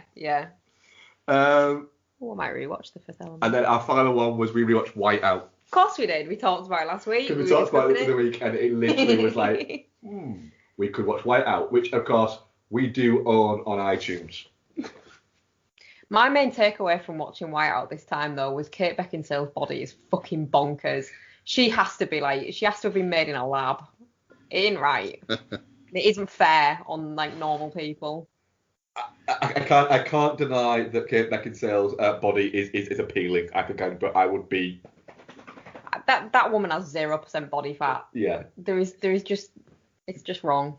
But it's also it's a really good like thriller crime horror. It is, yeah. It's snow based. There's a lot of cold bit. You feel you have to be warm watching it. Otherwise it'll just be horrible. That's so true. There's a bit where they're like, we were watching. I think we watched a chunk of it in bed, didn't we? Yeah. We were like laid there, snuggled under the duvet, like really nice and warm with the heating on and everything. And they open a door at one point, and like a shiver went through me. I was like, no.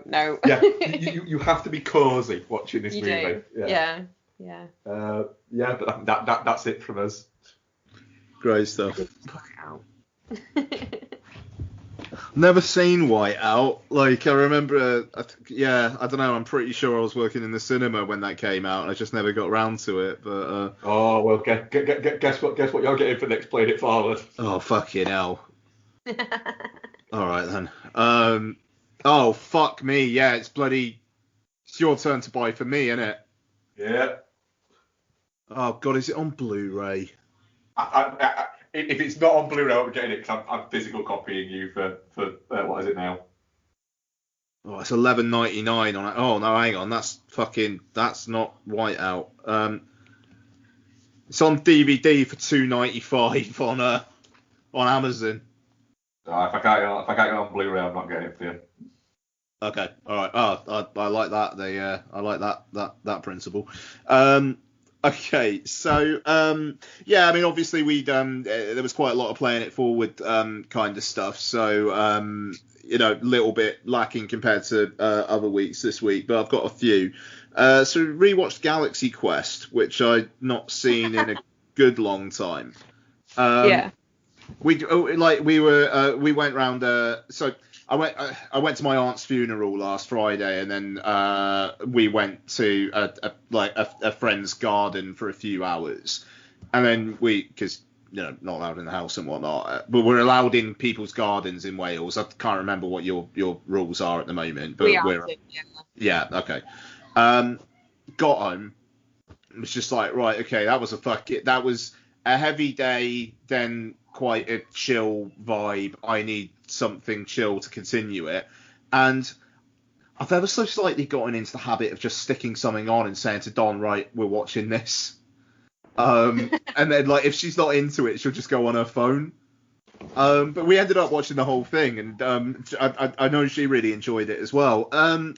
Tony Shalhoub is like the hidden MVP of that film. Like, his character is so nonchalant and just takes it all in stride. I fucking love it. Because Sam Rockwell is constantly paranoid that he's going to get killed off, which is great. And all the other characters obviously have their own dynamics, but Shalhoub's just kind of there, slightly in the periphery, and it's just like when there's, he's down in engineering and they're having problems and stuff, and he's just like, right, I've been told we need to do this. Was that right? Yes, blah, blah, blah, blah. And he's like, he just goes up to them, the other crew, and the engineering crew. He's like, good job, guys. And they all just start high-fiving. It's fucking brilliant. I'm just looking at the letterboxd image of Galaxy Quest now. Thanks, son. Where Tony Shalhoub has literally got his leg up on a rock and he's just smiling. And that's wonderful. Galaxy Quest is a great deal of fun. Like that's it really. Okay.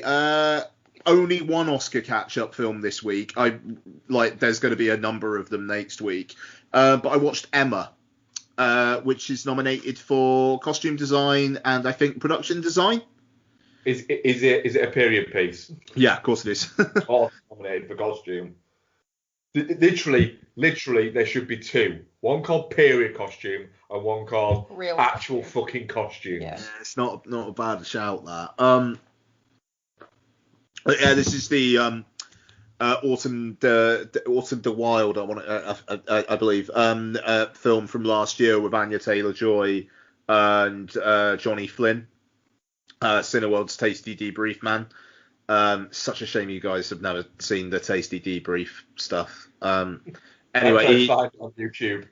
Oh, it's brilliant. But Johnny Flynn's the guy who played Bowie in that Stardust film. So he's a bit of an up and comer. So this is an adaptation of Jane Austen's novel. Anya Taylor-Joy plays Emma. She's basically trying to set people up with other people, and it's all going a bit wrong, really. I got to say, I quite enjoyed it. I was pretty into it. I was willing them to kiss by the end. Really wanted Flynn and Taylor-Joy to get together. I won't spoil what happens. Yeah, is it a spoiler? It's a Jane Austen novel. Sorry? She eats him. Oh yeah, she eats. Yeah, absolutely. Is that what happens in the end of Morgan? No. She was in that, wasn't she? Morgan. That is the first time the film Morgan has been mentioned since it was released, Ian. Yep, absolutely. I'm pretty sure that was Anya Taylor-Joy in that. I think it was, yeah. I think if you said to Anya Taylor-Joy, were you in Morgan? I think she'd have to check her IMDb. Yeah, quite. But no, yeah. I mean, it kind of is what it is. Like, I watched it on a Sunday afternoon, which is the only time of the week that you can watch this, like the Dig that I spoke about a few weeks back. But I had a nice time with it. I thought Taylor-Joy was good. Mia Goth plays her friend who, like, she kind of tries to set up, but also kind of wants to keep for herself. And I thought she was very good. I thought throughout the entire film she was Eliza Scanlon from Baby Teeth and Little Women, and it was like Mia Goth, and it was like, oh fucking hell, all right then, yeah. But no, she was good. Just a pleasant watch, very beautifully staged. Taylor-Joy, just a very good actress, I think. And I quite enjoyed Johnny Flynn in it as well. Actually, I thought he was really fun. And yeah, I mean, it works, you know, like Emma's got like a very kind of caustic, passive aggressive thing going on, and there's a scene where that kind of blows up, and I actually said out loud, that was really mean. And it was like, right, okay, this film's obviously working on me then. I'm that involved.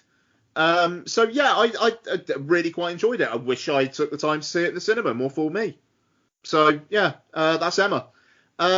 And the last one for me this week, continuing my Elaine May film watching, along with Blank Check, I watched The Heartbreak Kid, which is a Charles Grodin film from the early 70s, which is basically only available on YouTube for free, which is bizarre. So I watched a film on YouTube this week. It was funny as well because Donna came in. She was like, "What is this? This looks awful." You know, I mean, it's rough. But yeah, so I've not seen the Ben Stiller remake, so I'm not entirely sure how similar it actually is. But not similar. No, I didn't think so, to be fair. Charles Grodin plays a guy who gets married, but on his honeymoon he falls for Sybil Shepherd. Because she's Sybil Shepherd just after the Last Picture Show. How do you not, I suppose? Exactly. But I mean, like, so this is this film got 2 Oscar nominations: Best Supporting Actor and Best Supporting Actress. Best Supporting Actor, Sybil Shepherd's dad, who basically 80% of his role is just looking at Charles Grodin. And then the other 20% is him coming out with the most fucking, like, very well said how much he hates Charles Grodin's character. It is amazing. And Best Supporting Actress is the woman who played Charles Grodin's wife in this. So, I'm not going to spoil it because it is on YouTube and it's very, very, very worth your time. Yeah, I saw this a number of years ago when I did a big Sybil Shepherd watch post Last Picture Show. Sure. So it probably been about probably near 30 years ago or 20 years ago. And I remember really enjoying it. Yeah, I mean it's like she's like heartbreaking in it because she's doing nothing wrong. And it's interesting because May had this creative relationship with Mike Nichols, who went on to do the Graduate, and this strong fucking vibes, like really, really strong vibes. And I'm not saying anybody one ripped the other off. I think it was just they were so linked that when they went their separate ways and did their own thing, they're gonna like share some similarities. And it's got an ending which very much is like the ending of The Graduate and is just as fucking hell. Like we're just gonna sit in this and we're gonna think. It's a great ending. Charles Grodin is fucking amazing in this. Charles Grodin is an actor for me who doesn't get anywhere near the credit he has ever got that he should get. He got forgotten about in that kind of like that late 80s to 90s wave where comedy stopped being about being funny and started being about swearing and being snarky. And you lost great comedians because they weren't considered edgy. Yeah. I mean, but I mean, this is it though, and I mean, he's doing his Grodin thing to great like comedic effect, and I mean, just the way he gets his mouth around some of the fucking dialogue. I mean, it was written by Neil Simon, this, and it like the dialogue is incredible. There's this dinner speech where he is talking about how much of an honest meal he's having. He's trying to suck up to people, and he's talking about how there is no deceit in this cauliflower, you know. And I don't know, there's something so just random about that sentence that I like, but also says something about his character, where he's this really well-spoken guy who can come out with all this stuff, but all of it is utter shit. Everything he's saying is absolute bollocks, and he seems to throw himself head first into this stuff and thinks that he can get by on his charm, and for a lot of it he does, but then it's showing but how happy is that actually going to make you? That's what this film is about, and it's an absolute fucking banger. It is brilliant. And I didn't know much going in other than the basic premise, and I thought it took some really quite surprising turns. Like the last third or so of the film, I can absolutely say I did not see coming. And by the end of it, like I say, I love a film that just ends on a shot of someone in a situation and you're just thinking on it like they're thinking on it. Like The Graduate, like The Long Good Friday, I think of as well in that regard, and just sitting there and contemplating before the credits roll. I love that. I love that shit. Heartbreak Kid, I 100% recommend it. God, apparently the rights are an absolute mess, but fuck me if this ever comes out on Blu-ray or something. I'm all over it. I'd love to see a really nice copy of this. And I've got 2 Elaine May films coming up over the next 2 weeks, Mikey and Nikki and Ishtar. And I'm really looking forward to both of them, quite frankly. Ishtar, is a bit of a curio because it basically coined the term director jail and was an absolute disaster, but people seem to actually think it's a good film. And Mikey and Nikki, I believe she worked with John Cassavetes for it. So it's I'm fucking really, really liking my time watching her work. And again, I know I basically talk about it every week, but blank check, without that podcast, I'd not be watching these. So that's a recommendation enough for me to check that show out. So, but yeah, that's it for me this week. I'm about 20 minutes into The Evil Dead in 4K, which is a sentence I never thought I'd say. Yeah. I'll talk about that next week. Fucking brilliant transfer. It looks amazing. It looks great. But yeah, I'll talk about that next week.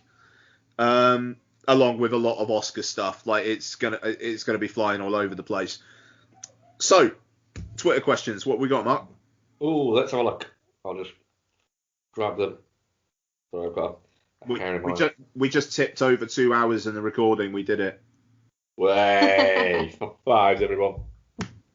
Right, we got 2 questions, I believe. Ethan Embar says, I'm still behind, but I couldn't make out Becky's #1 film of the year. Becky? Fuck, can't remember. I honestly can't remember. You're not going to list any phone?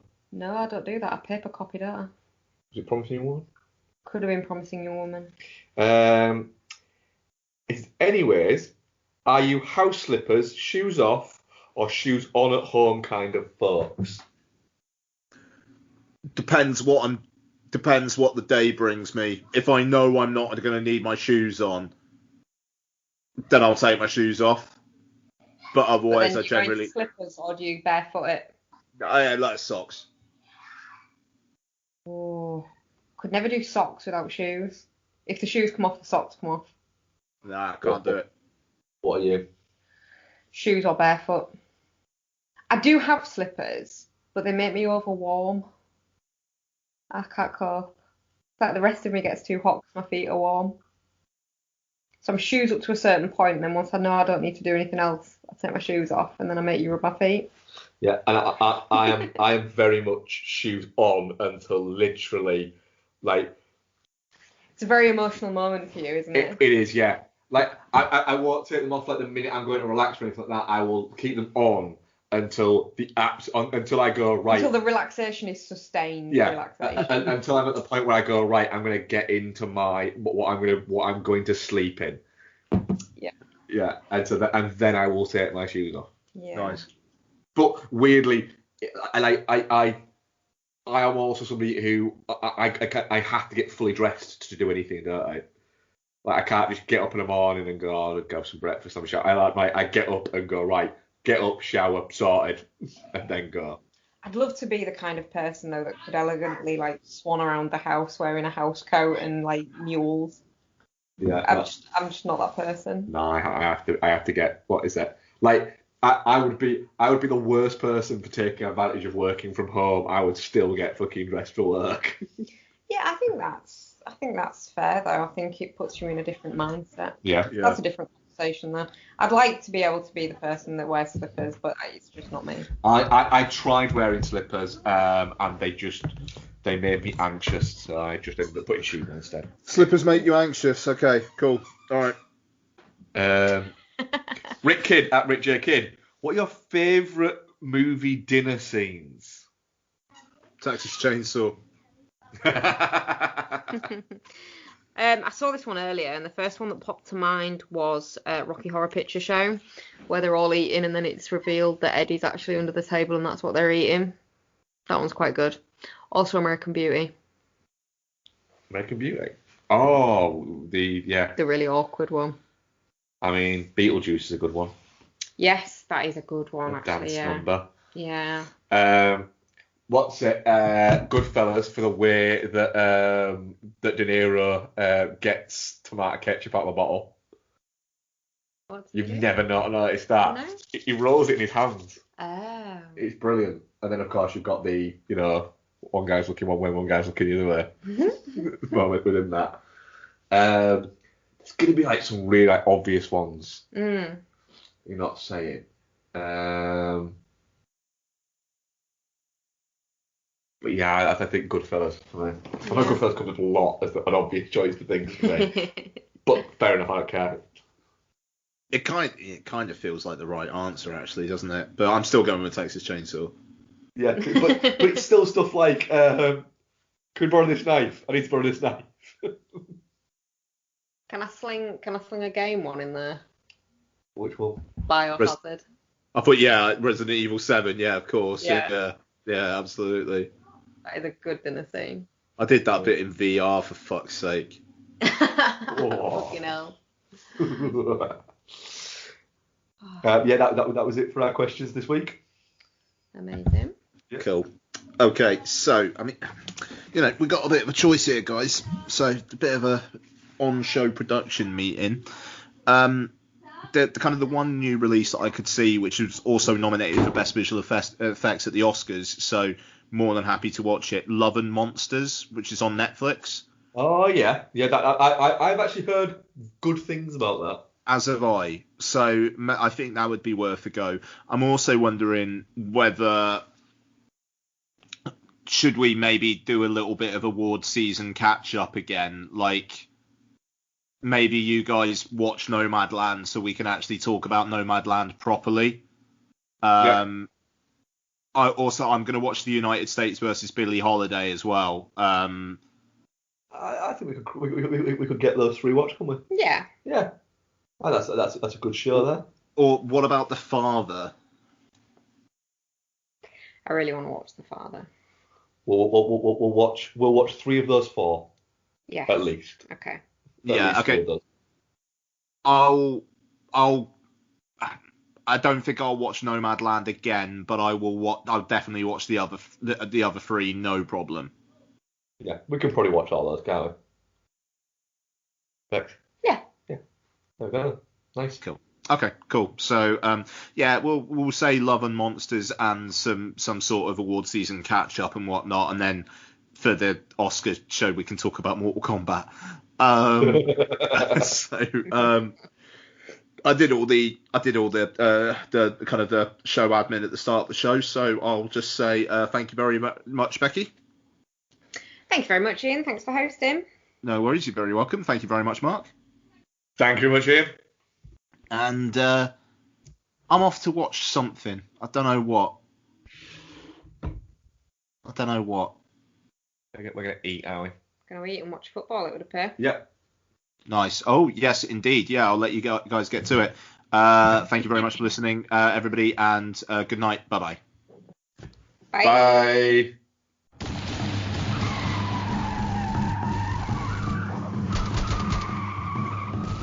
This podcast is part of the Pod Syndicate family. For more criminally compelling shows, articles, and conversations, head to wearepodsyndicate.com.